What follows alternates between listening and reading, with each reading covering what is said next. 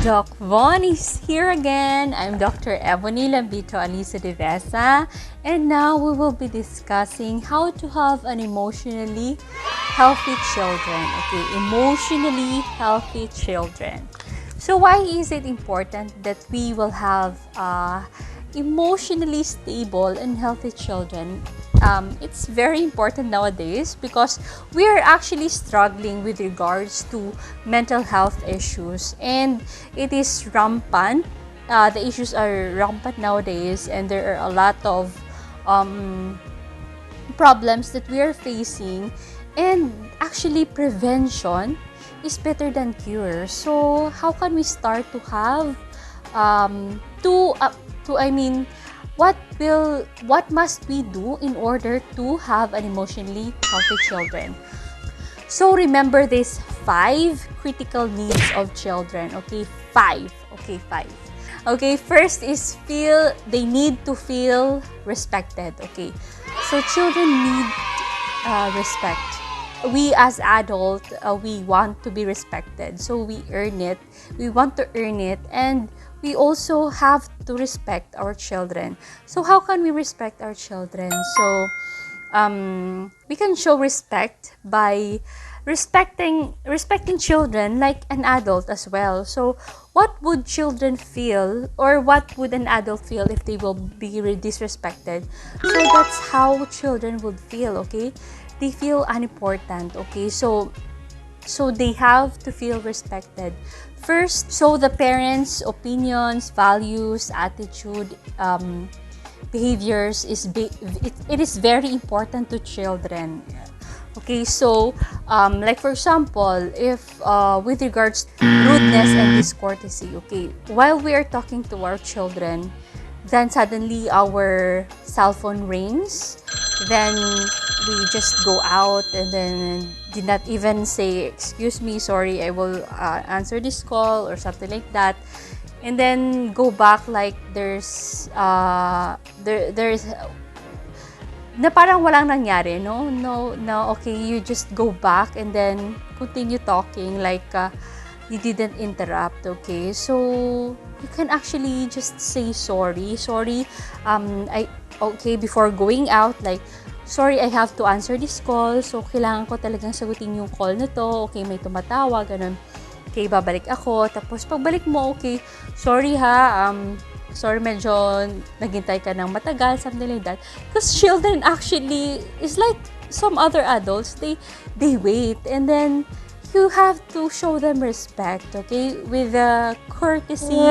Next is lying. Okay, lying is very important for children because we have to teach children how to be truthful, okay, to avoid lying. Okay, we must set ourselves as an example not to lie to them, because children would actually say to themselves, okay, it's okay to lie.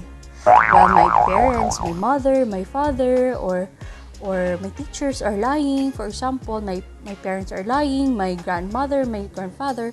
Okay, we as adults must set our example. Okay, if we don't want children to lie, we must not lie to them. Okay, we must not make promises that we cannot actually keep. Okay, so if you want to make a promise, make sure you can do it. You can do that promise. Okay, because if we actually punish them for lying, that will not help us solve the problem. It will actually aggravate the problem. It will compound the problem because we lie to them, and then they lie to us, and then we actually punish them. So the child will actually be confused if am I doing it wrong? I just followed my parents, or so. For example, I'm just following him or her. So it's very important for them to feel respected. We have to set an example by not lying. Okay. Next is demeaning behavior. Okay, demeaning behavior, like if a child becomes, or an adolescent becomes aggressive, angry, and it disappoints us, it's better for us to avoid calling them names, okay? Okay, like stupid, good for nothing, or I think it's better for us to ask them first why did they behave as such, okay? So to make them feel respected, we have to do that. Next is interrupting, ignoring, or half listening, which most of us actually are guilty about it. So half listening, when we are busy, we don't listen, or at times we just look but we're not listening. We are thinking a lot of things and we interrupt when they talk, okay? So number one rule, they need to be respected, okay? So that's one of the activities, or that's one of their needs. They need to feel respected. So we respect them as like just respecting an adult, okay? So it doesn't mean they're children. We can disrespect them, or at times we are just not aware that this behavior is actually disrespectful. Okay, at times we are, okay.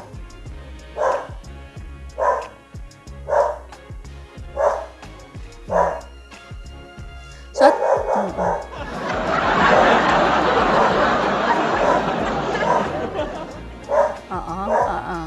agree. Okay, so nag-agree yung dog namin, okay. So, at times, no, we are just not aware that we are disrespecting the children. So, another thing is, children need to feel important. So, they need to feel the sense of value, power, control, usefulness, that they have to feel that I am somebody, okay? We have to develop that sense of importance. We have to find ways to help children to have self-importance, self-worth, usefulness, and identity, okay? So take note of that. Okay, another one is for children to feel important, they need to, we parents or as adults, we have to avoid things like overprotectiveness, okay?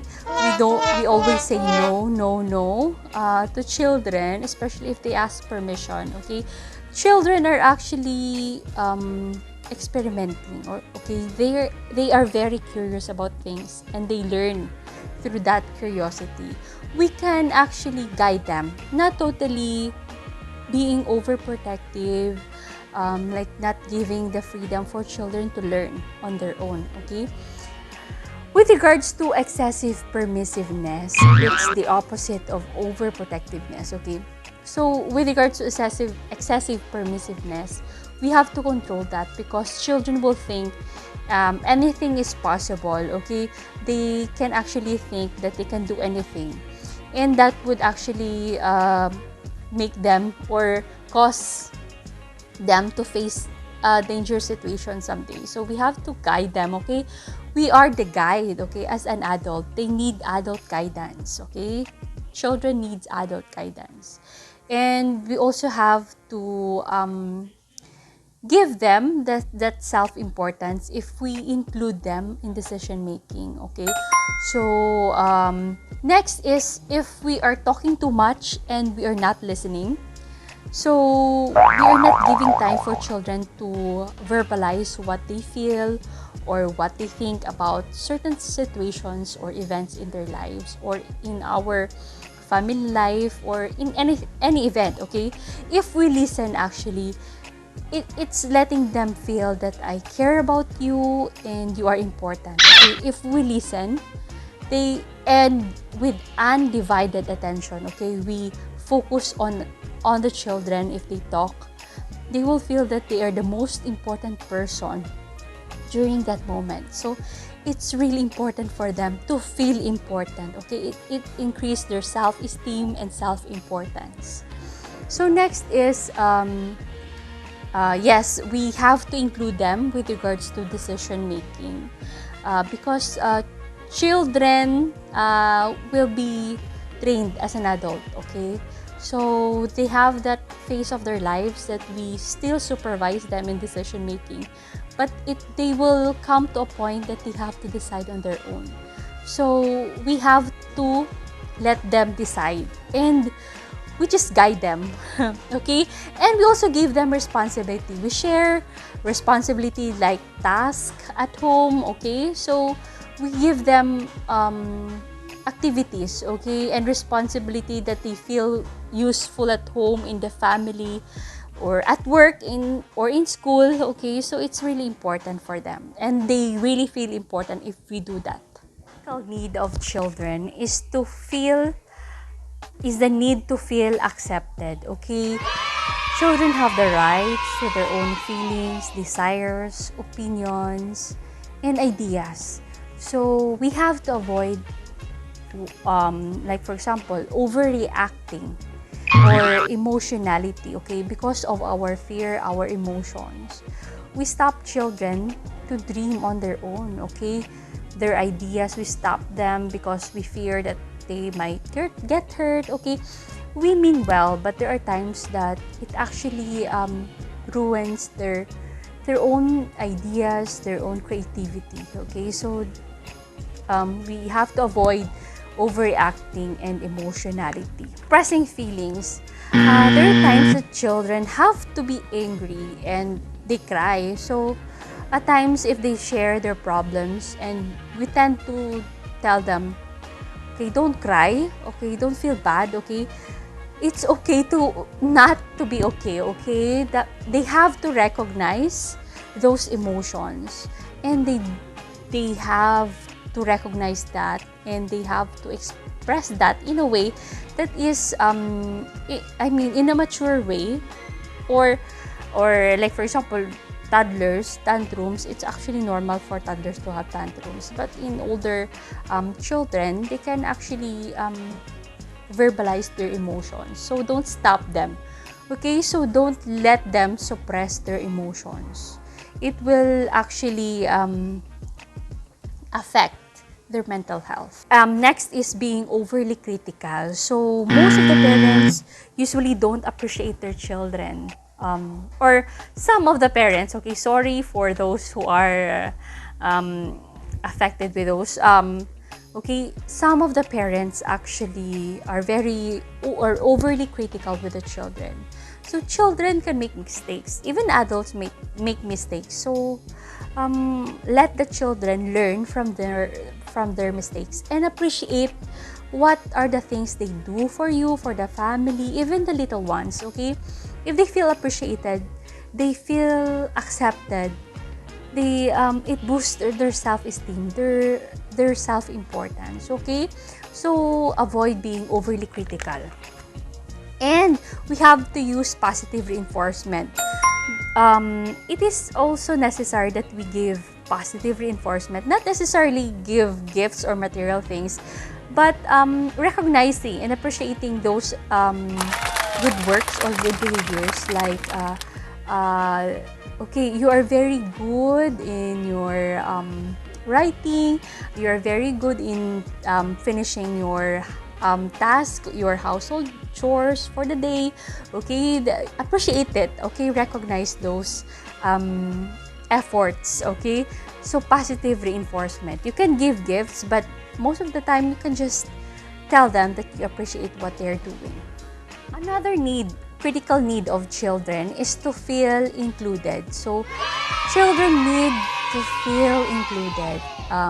How can we let them feel, or how can we provide that need to them to feel included, okay. In family activities, include them in the activities, or if you have a meeting, family meetings, that children can actually give their ideas with regards to the games or activities that is fun or interactive. They can actually give their own ideas and opinions with that. And also you can also include your children, okay.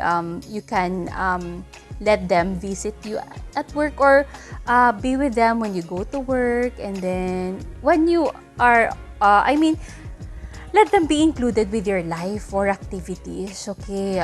Let them see your workplace or what you do. I mean, to know more about you, okay? They feel more included in your life. Also, you can let them decision making with regards to their opinions to certain events, like that they can actually give opinions, decision making, and family activities or feedbacks.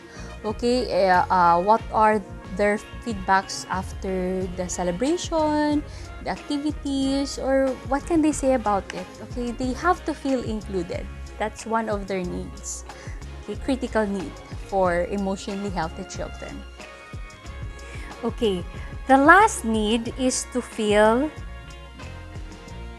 secure. Okay, they have to have a caring, loving, or safe environment. Okay, so your family is really important to them. So how you love them, how to share your care, and make them feel they are protected in the family. Okay, so they have to feel secure. Okay, so actually that's one of the hierarchy of needs, security. Okay, so we have to provide them with sense of security, or provide them with our home, at home, caring environment, loving environment, and the relationship of the adults or the parents is also important for them to feel secure. Like intact family, for example, the new mother and father have a good relationship. That is actually a need of the child to feel secure. So security with regards to stable relationship in the family is also important. Okay, aside from material things like the house, food, and necessities. Okay, so they have to feel secure, safe. They have to feel safe, cared, and loved within. So that's for the critical needs of the children. To have emotionally healthy children, we have to provide them with a need to feel respected, need to feel accepted, need to feel important, need to feel included, and need to feel secure. Okay, so those are the 5 critical needs of children to feel or to be emotionally healthy. So thank you for watching. I hope you learned from this video. So please share, comment, and subscribe. Thank you very much for your time. God bless.